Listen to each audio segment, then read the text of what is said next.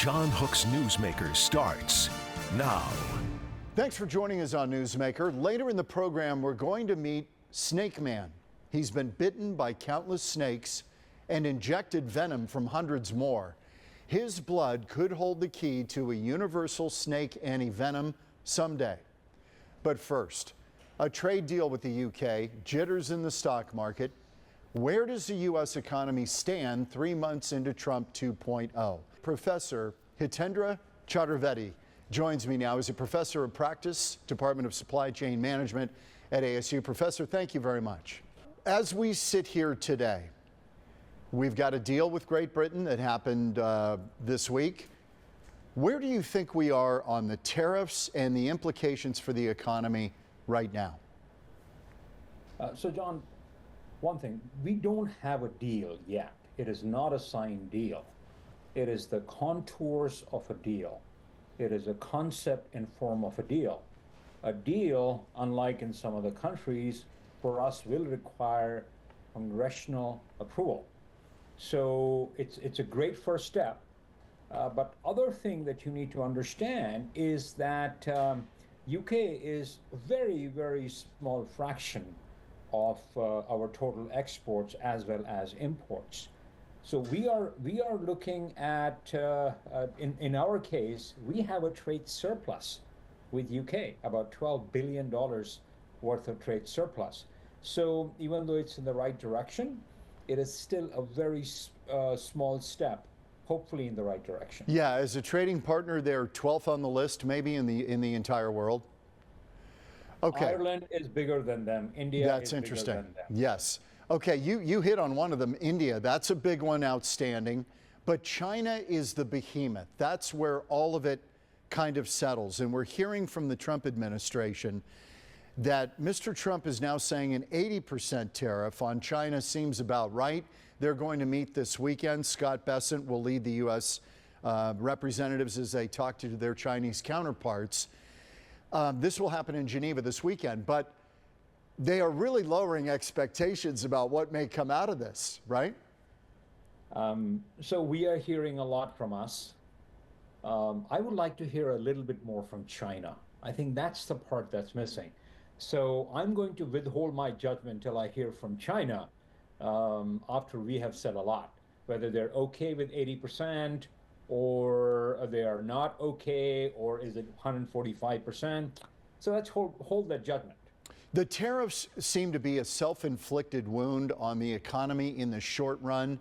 Do you think that this, and it's been an obsession of Donald Trump's dating back to the 1980s. He's been talking about this forever. Do you think in the long haul it's good or bad to try to renegotiate our tariffs? So I think renegotiating tariffs is absolutely the right thing to do, but as I tell my students, a blanket tariff has never solved anything. If you look back history, you are going to see that blanket tariff across an entire country, or in this case, across friends and foes, I'm not sure if it'll achieve the required objectives or desired objective. Tariffs always work when you identify an industry where a country is taking undue advantage, or an industry which is strategically important to us. And then I call it the rifle shot approach rather than a shotgun approach. So putting tariffs on mangoes and avocados and tequilas and toys and pet food doesn't make any sense, because at the end of the day, even if we were to bring it back to our country, the cost of labor is so high that we will end up automating these industries, and the employment for which we are trying to do this is not going to happen. It does seem, however, that at least on Wall Street, and there's been a little bit of a feeling within the markets, because earnings have come in pretty good for a lot of companies, a little better than noted. Inflation is kind of holding. It declined a little bit last month. So we're starting to kind of, maybe people are looking at it going, they're going to figure out this supply, or they're going to figure out this tariff issue. And then the market might soar if we get a budget deal, tax cuts, et cetera. Do you see that as a viable blueprint moving forward? John, I don't look at the stock market as an indicator of the overall U.S. market. As a supply chain and as an amateur economist, I try to look at multiple factors of the health of the U.S. market. So if you, even when people say, oh my God, in the first quarter, our GDP contracted by 0.3%. Yes, because we ended up ordering a lot of stuff early on, and so the trade deficit increased, and obviously. But what's happening is, as people are ordering early, we have started to see the number of ships in the ports go down, and even the material in a container go down. So then I start to look at the coming summer and even the holiday season, and you start to see a trend where the Walmarts and the Targets of the world are, and Amazons of the world are going to see shortages of product. And what concerns me the most is that with shortages, you're going to see price increases because tariffs are going to add to that price. So you have shortages, you have price increases, and you have less, anywhere from 5 to 7% less consumer disposable income. That worries me. Yeah. So I would suggest that as we look at multiple factors, to gauge the health of our economy. What about the employment picture?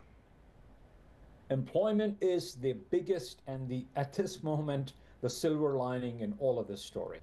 If it was not for employment, low unemployment number, I would have been very much worried, because then you suddenly start to see consumer spending drop, which is already happening, but not because of unemployment numbers. Unemployment needs to stay steady. That gives a lot of comfort to people who can actually buy month over month. One thing concerns me though, our credit card debts and our overall debt is increasing at a very dangerous level at this moment. We are at about $1.3 trillion of debt, and the delinquency rate of credit card is also increasing. At this moment, as unemployment stays steady, our heads are above the water. I wonder if the unemployment rate starts to increase, then all bets are off. That is a very interesting take. You're saying credit card debt is over $1 trillion in this country? Overall debt, yes, is over $1 trillion. It was below $1 trillion a few years ago. At this moment, it has increased to over, I think, about $1.3 trillion. And that is overall consumer debt right now? That's not just credit cards, that's all of it. So that could be your house as well, which, of course, anybody with a mortgage, they're in debt, a lot of them. And the delinquency, debt is not an issue. The problem is happening is that the delinquent, this buy now, pay later, and the younger generation in terms of the consumable income, you're going to see, you're already seeing delinquency rates increasing at an alarming level. And that is something we have to watch very, very carefully. And on top of it, if there is a tax in form of a tariff coming on this disposable income of a consumer, something has got to give. And we just need to carefully watch that. Let's talk about the stock market just for a minute, because so many people have 401ks, some people getting ready to retire, they're looking at their stocks. You know, that to them is a barometer, and they were really worried when the market tanked. But I wanted to take you back on this because I think it's interesting. The market year to date, Dow is down 3%, NASDAQ down 7%. S&P down 3%. However, year to year, if you take from a year ago where we were, Dow is up 4.5%. Not great, but it's not a killer. NASDAQ up 10% from a year ago. Tech-heavy NASDAQ. S&P up 8.5%. So again, you look at the timeline and the horizon, and it doesn't look as dire if you look back and go, well, okay, we had an awful April. But this is not Armageddon. Correct. And as a stock market believer, I believe that investing has to be for the long run. So everybody who's investing in the stock market, if you look at over a period of time, we have moved up. So you're absolutely right. The stock market And over the last quarter, even though it's been very frothy, has defied many people's expectation. And that is giving hope to many of the consumers, saying at least my 401k that's invested in the market, it is protected. So you're absolutely right. We are holding steady a little bit there, but the amount of frothiness in the market, we just. So here is another thing. Many of the companies, because of the tariff, have said they are not going to give any guidance for the next quarter. Yes. That worries me. So, and then another quarter, another earnings, and the stock market may take a very different direction.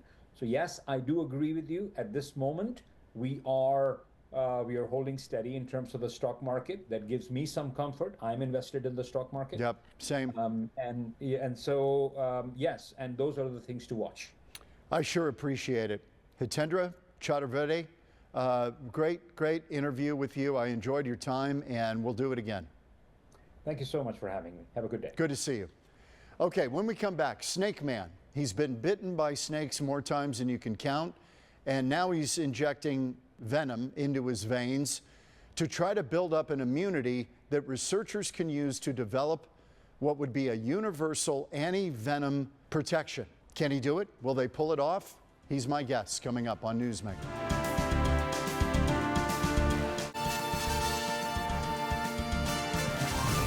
Welcome back on Newsmaker. Who in their right mind would allow venomous snakes to bite him 200 times?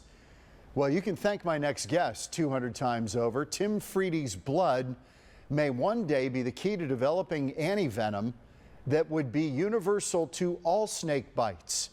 That's the hope. And it all began with a venomous cobra in 2001. Tim Friede joins me now on Newsmaker from Wisconsin. Tim, great to see you. Thank you. Okay, how did you get this crazy idea to take on a cobra back in 2001 and let it or a couple of them bite you twice? Well, I wanted to be immune to the venom. I wanted to cut the horse out of the picture and become the horse. So I made myself immune. I didn't want to use anti-venom. I didn't want to die. I didn't want to lose a finger, lose a hand. Didn't want to miss work. So it was basically a logical decision on my part. Okay, so when you decided to do this, because you work with snakes all the time, so you just thought, okay, I'm going to take the reaction out of the equation if I become inoculated, for lack of a better word.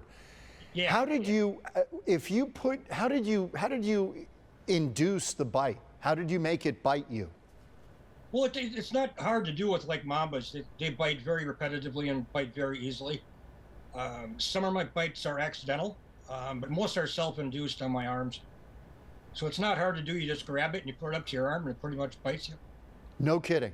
So yeah. They don't have to be induced to do it. They will do it. Yeah, they're pretty upset all the time for the most part. So it's easy to get bit. And yeah, I know it's crazy, but I mean you have to realize that 5 million people are bitten every year. 125,000 people a year die, and there's roughly 400,000 amputations or disfigurements.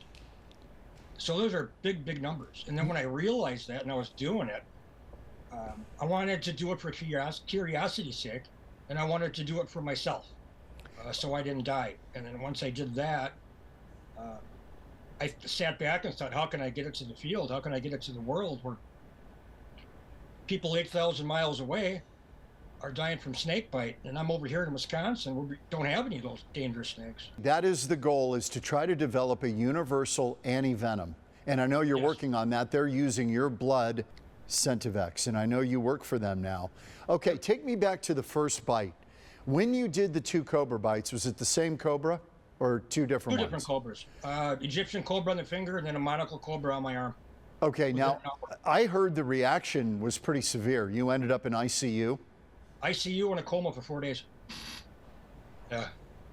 So it wasn't a great start. It was a terrible start. You talk about taking one for the team. Yeah, unfortunately. But I look back on it now in hindsight and I realized the mistake. I admitted the mistake. What was the mistake? Well, I took 2 bites and I screwed up, and then I had to use the zoo's anti-venom. even though I had anti-venom in my fridge, I had used it from the zoo, and that's irresponsible. Even though I had anti-venom here, it never got to the hospital. So I made a mistake, and in hindsight, I'm glad I did. I had to call the zoo and apologize and ask them, do I need to pay for it or give you my anti-venom? And they said, no, just don't do it again. So What was that first? Never went back to the hospital. What was that first bite like? Can you describe the pain or what you experienced? Well, when I went down, the first bite was fine. Egyptian cobra, but the monocle cobra, I waited an hour and all my antibodies were gone. They were bound to the venom. I had no immunity. And basically, I just, within 15 minutes, collapsed. And 911 had to come, take me to ICU, in a coma for 4 days, use 6 vials of anti-venom. Usually, don't we get anti-venom developed from animals that are bitten by snakes, horses, dogs, pigs? Isn't that usually the protocol to try to develop anti-venom? Yeah, usually it's horses, but the problem with that is anaphylactic shock because it's a foreign protein. So this is going to be human-based, so we shouldn't have any anaphylactic shock. And that's a really, really, really big deal. Another big deal is a vial of anti-venom now is not incredibly that potent because a lot of the BNAbs, the antibodies that bind to the venom, it's a small fraction. The rest of the antibodies are either synergistic or they're non-toxic to humans.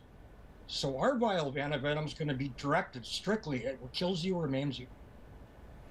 Okay, so you start with the 2 cobras, and then you get the idea, maybe I can continue to take on different varieties of snakes. Yeah. And that's what you've done. Can you tick off the list of snakes that have bitten you? Yeah, after the mambas I got, or after the cobras I got onto mambas really big, all 4 species. Started with green mamba and ended up with black mamba. Very, very dangerous. Very dangerous. And it was always my goal to beat that bite. I mean, it wasn't my goal to beat every venomous snake bite there is out of the 600. I chose the most dangerous ones to prove my point. And I did mambas for years and years, over 100 bites just with mambas, all 4 of them. And then I transitioned to taipan from Australia. I started with coastal taipan and then went to PNG and did PNG taipan. And then took double bites back to back on those. Wow. Okay, so you have to do it with the snake biting you. You can't extract the venom. Yeah, you can extract it. You do extract it. Oh yeah, I'll extract it first and dilute it down. And then I'll work my way up from a dilution of like 0.01 milligrams to 6 milligrams in about 2 months, 3 months. And then once I hit that target dose, I maintain that target dose. And that creates very high IgG gamma antibodies. So you moved on from the cobra snake bites and just started doing it with extracting venom and doing injections. Yeah, definitely. Yeah, I did the same thing from day one. If I pick a snake and I'm not immune, I can plan out a protocol, weigh the venom out, and now because my cross reactivity is pretty strong, I can easily bounce around to different types of snakes, but I still have to be careful. Now, vipers make up about half of all the snakes out there in the world that are trouble. You've taken on a couple of vipers, but you haven't worked through the whole roster yet, right? I have not used any vipers. I've only used pit vipers. They're both in the family Viperidae. Everything in this hemisphere, in the Western Hemisphere, are pit vipers. And coral snakes, that's an elapid. So I've used 3 of them. I didn't use them all, but I've used 3. I've never used any vipers, which are Russell's viper, South Scale viper. I just never got my hands on them. I wish I could, but hopefully we can recover enough antibodies for the particular snakes that I haven't used, and it can neutralize that. For us here in Arizona, you know, we spend a lot of time talking about rattlesnake bites. How do rattlesnakes fit in the hierarchy of nasty snakes? Oh, they're very bad. Tiger rattlesnake's the most venomous. LD50 is 0.056. Mojave's bad, very, very dangerous. And I've used that for years. So they're lethal, but they're just so necrotic. The venom's completely different. There's 64 different families of snake venom. We're concerned about 4 of those. 3-finger toxins, PLA2s, metalloproteinase, and serine proteinase. Now the Viperidae is mainly metalloproteinase and serine proteinase. It does have PLA2. So we have to schematically break all that down and determine how we're going to get those antibodies out and clone them to mass reproduce them from my B cells. So they're using your body. This is at Centevax. You're now the director of herpetology at Centevax. Some think the market for this worldwide could be over $500 million. Do you stand to become a very wealthy man if you guys figure this out? Yeah, pretty much. But you know, I don't do it. I don't do it for money. Jake and I do have contracts written that are very clear. He recognizes that for 18 years, well, longer. I did stuff after that, but that I put my life on the line. So we came to an agreement that's great for the company and great for me. But we're not doing it for money because these people don't have money, and we can't sell a vial of anti-venom for $4,000 to people in the old world that maybe make $10 a month. Okay. So we're going to have the governments help us out and fund it too. Let's say you're out hiking in Arizona. You get bitten. You get a strike from a diamondback rattlesnake. What should you do? What shouldn't you do? With rattlesnakes, don't wrap it. You never want to wrap it because it consolidates those toxins and makes it stronger. You want to stay calm and you want to get to the hospital as soon as possible. And they might have the antivenom, they might not. They might not. It depends what hospital you go to. Yeah. Maybe if they did have it, maybe it ran out. Maybe their stock's just gone because it takes time to make the antivenom. You know, people don't talk about tissue damage, but you do get tissue, even if you I mean, a lot of people don't die from rattlesnake bites. Some can, but Right. There's a lot of tissue damage. It gets discolored. It's pretty nasty. Yeah, it's rattlesnakes and pit vipers. It's very necrotic, super necrotic. Very similar to rattlesnakes, or I'm sorry, cobras in Africa and Asia. Is anybody trying to extract the venom from a snake bite anymore? You used to have a snake bite kit. The Boy Scouts had them. We had them. You have people try to suck the venom out of somebody's wound. Does anybody do that anymore? Nope, it does not work. Doesn't No. work. You're better off not cutting your skin and cutting your nerves, and you're better off taking that time to get to the hospital as soon as possible. And Okay, make sure good to know. To be really safe, make sure the hospital has the antivenom, which is made by crowfab, and the 4 snakes that they use. So, and I basically use the same snakes that crowfab uses. Before we let you go, I want to ask you. You said that your relationship with snakes is less complicated than with people. Yeah. What do you mean by that? Well, they just want to kill me. There's no arguing. There's no moaning. It's just, I want to kill you, feed me, and it's my job to survive and beat that bite. That's my goal. Because it's you know, not many people in the past have done it. Bill Haas did it. He started in 1948, and he was my idol, and he's the pioneer of what I do, self-immunization. Do you feel like now, with all the accumulation of different venoms you've had either injected in your body or bitten by snakes, that you are kind of snake Superman?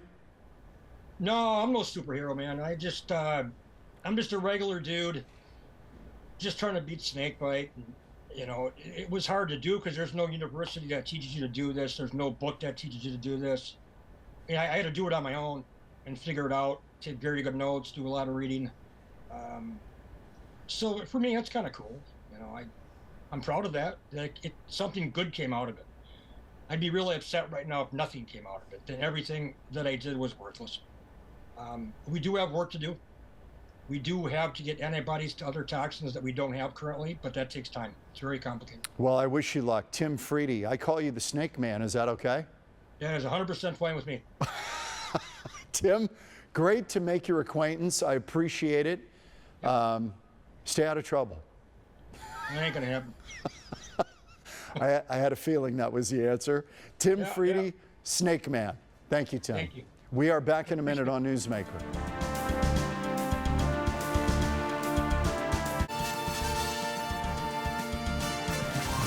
Hope you enjoyed the program this weekend, and we will see you next week on Newsmaker.